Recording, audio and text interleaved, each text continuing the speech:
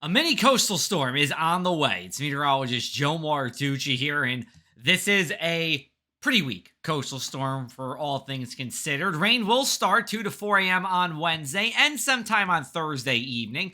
We are looking for coastal Atlantic and Cape May counties to be the wettest from this, seeing over an inch of rainfall.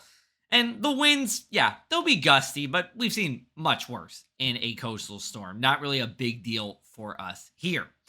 You're starting to see over the past couple of hours it becoming more humid outside. Our humidity levels tell that story. We are in the 70s and 80s when it comes to our percentages this evening, as opposed to earlier this afternoon where we were lower. So it's got more damp, and that means rain is on the way. For tonight, we are looking for a cloudy sky most of the night, but rain does begin between 2 to 4 a.m. here. Temperatures falling into the 60s, eventually the mid to upper 50s, where they stay there throughout the day. Let's take a look at our future cast. Winds coming from the east and the northeast as this future cast loops. We are looking for rain to come again early on Wednesday morning. Steady rain throughout the day on Wednesday here. And then as we go into the evening, it tapers off. But then we see these hit or miss showers as we go into our Wednesday night and Thursday. And it's going to be just around that times. I think the wettest times on Thursday, 4 to 9 a.m. and then 4 to 9 p.m. here. And eventually, as we go into Thursday night, that rain will go away. And Friday is a dry, brief reprieve because more rain's coming for the weekend. Let's take a look at our rainfall totals. Generally, just over an inch for most of the shoreline here.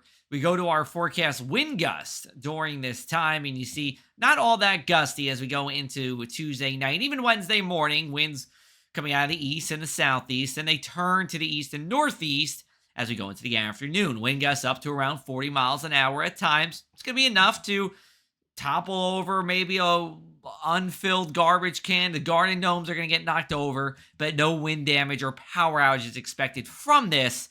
And again, it remains gusty into our Thursday as well. We do have one round of tidal flooding to talk about. That is Friday morning, 3 to 8 a.m. It's going to be generally spotty. I think only the most susceptible low-lying areas do see coastal flooding as we go into the morning, and then we're done with it.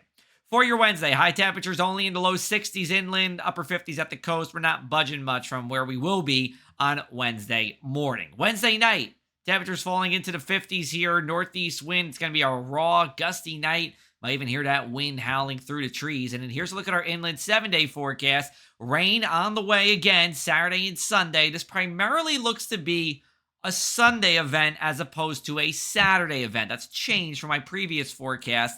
Then we go to Monday. Should be mostly dry with just a shower around. And then Tuesday, we look to be dry just about everywhere here. The shore looks to be dry next Monday also. Temperatures, though, staying within a couple degrees of average. And for the most part, it's on the lower side of that average. Remember, Memorial Day weekend, 10 days away. We are going to hope for warmer weather by the time we get to that. For more from me and our Lee Weather team, check out our Across the Sky podcast. We just dropped a new episode on Monday night, and that was all about Tornado Talk. Jennifer Narramore, the owner of Tornado Talk, tells us about the stories of people who went through tornadoes in years and decades past, well after it gets removed